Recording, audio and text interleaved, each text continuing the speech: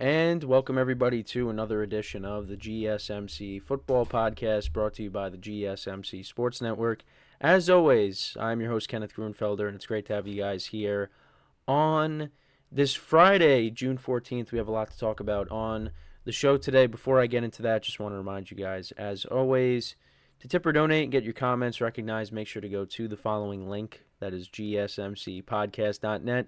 Again, that really helps the show, makes the show more interactive between myself, the host, and you guys, the viewers. Again, that is GSMCPodcast.net. And as always, it is displayed on the ticker at the bottom of the show segment down below.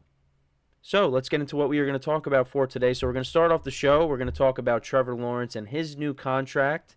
So we did have a quarterback get paid, and I was incorrect on who was going to get paid first because I said I thought Jordan Love would get paid out of the group of quarterbacks that were in line to get paid next. So Trevor Lawrence gets his new deal. We'll talk about it to start off the show. Then in the second part of the show, we'll talk about the NFL tampering investigations concluding.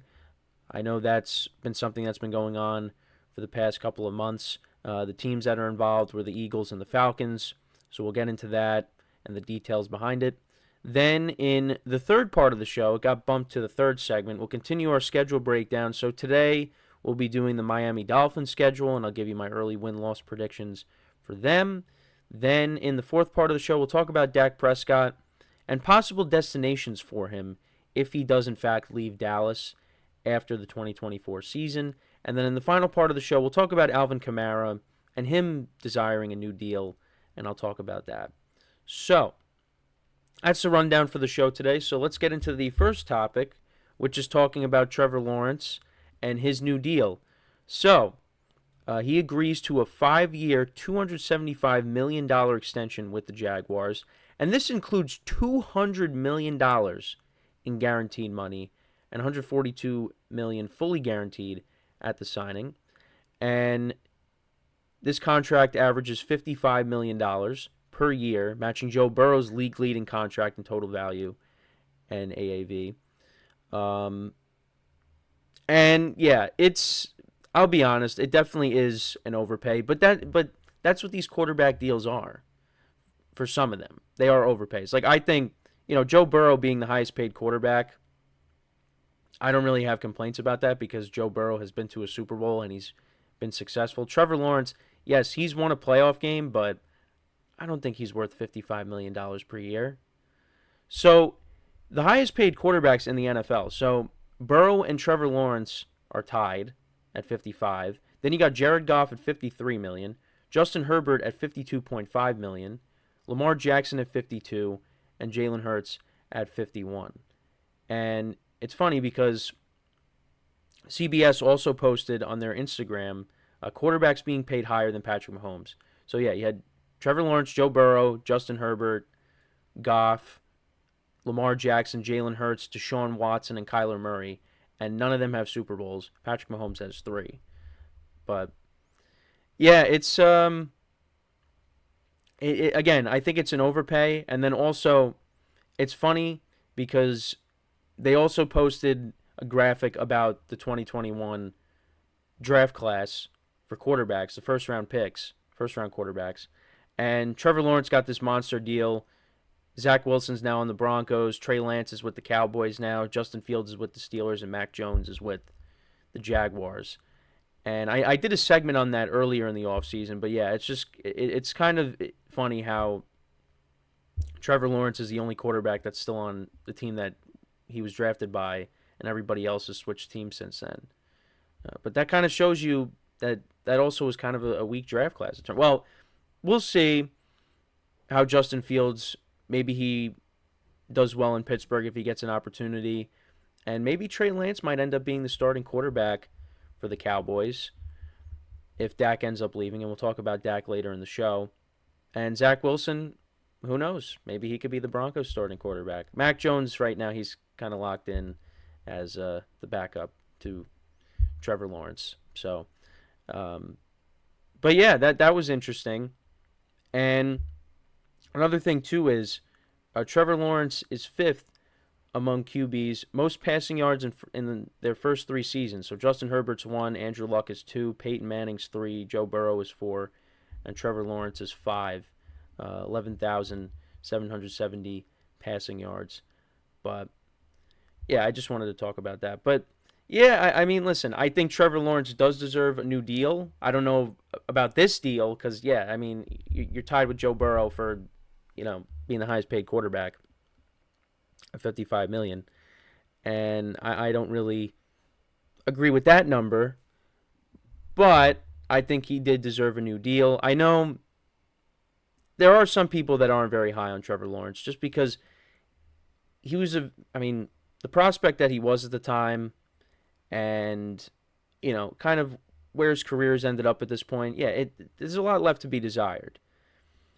And his rookie year, he wasn't done any favors. I mean, the Urban Meyer tenure was a disaster. He didn't even finish his first year as a coach for the Jaguars. And Doug Pederson, I thought, did a nice job. Trevor Lawrence's second season. The Jaguars didn't get off to a great start, but they finished strong. They made the playoffs. They had that epic comeback against the Chargers, and they did lose a tough game against the Chiefs in the second round. And then they were 8-3. They beat the Texans, and it looked like they were going to win the division once again. And then everything kind of just fell apart at the end. And I think part of that had to do with Trevor Lawrence getting hurt because, he was dealing with a handful of injuries. And I think he's going to have a bounce-back year. But, yeah, I mean, I talked about his numbers because, I've talked about these quarterback contract talks a lot. And, yeah, you want to see Trevor Lawrence put up better numbers. Maybe this season he puts up, 30 touchdowns because he hasn't done that in a single season. I mean, his rookie season, I feel like you could throw that out the window. I mean, 12 touchdowns to 17 picks, and that was with Urban Meyer as the head coach. Second season, yeah, put up solid numbers. 4,100 yards passing, 25 touchdowns, 8 interceptions, a 95.2 rating.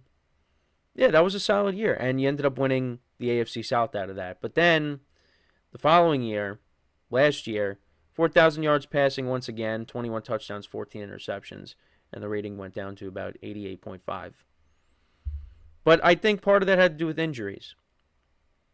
Now, I'm not saying that's the sole reason.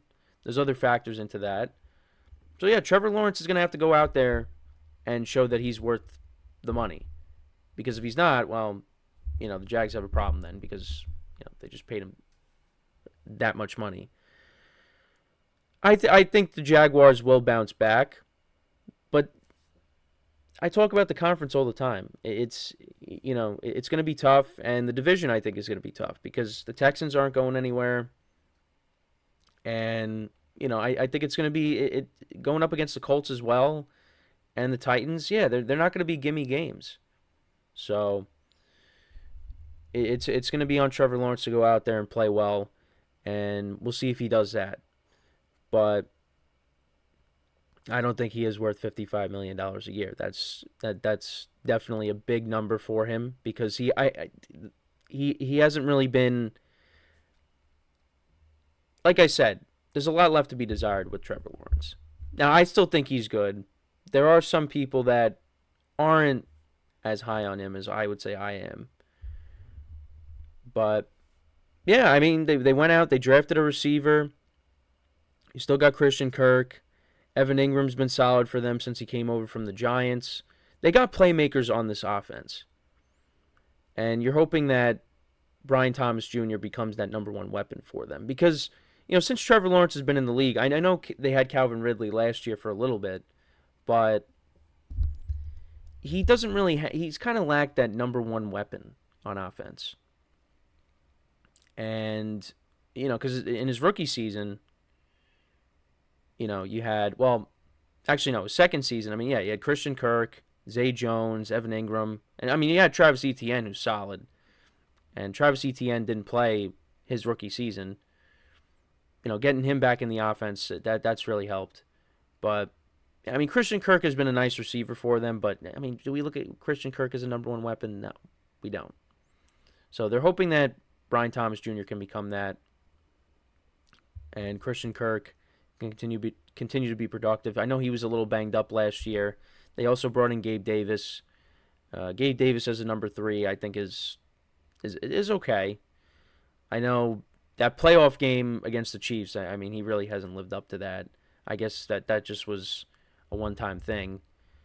But, yeah, I think this Jags team can still be good. And, I want to see Trevor Lawrence go out there and throw 30-plus touchdowns because he hasn't done that yet. If he can go out there and do that, then you know that the Jags are going to, have a good year. But, yeah, I mean, that's kind of my thoughts. I think it's definitely an overpay, but when it comes to the quarterback position, I mean, you're going to do that. And now I'm curious to see what Jordan Love ends up getting, what Tua ends up getting, because, I think the Packers, they might get the right number. Tua, we'll see what kind of deal he gets. And, there's Dak that's still looking for a new deal, but he's probably not going to get it with the Cowboys. And we will talk about Dak later in the show when we discuss, possible destinations for him and what could end up being the best destination for him. But, yeah, one domino has fallen, or another domino has fallen in Trevor Lawrence. He is now the latest quarterback that has gotten a new deal. So let me know what you guys think about this new deal for Trevor Lawrence. How do you feel about it? What kind of season do you think he's going to have in 2024? Let me know in the comments. So, with that being said, we're going to take our first break of the show. When we come back, we're going to talk about tampering investigations ending. We'll talk about what penalties the Falcons and the Eagles got. And that is what we will get into when we come back from our first break of the show. So, with that being said, stick around, and we'll be right back here on the GSMC Football Podcast.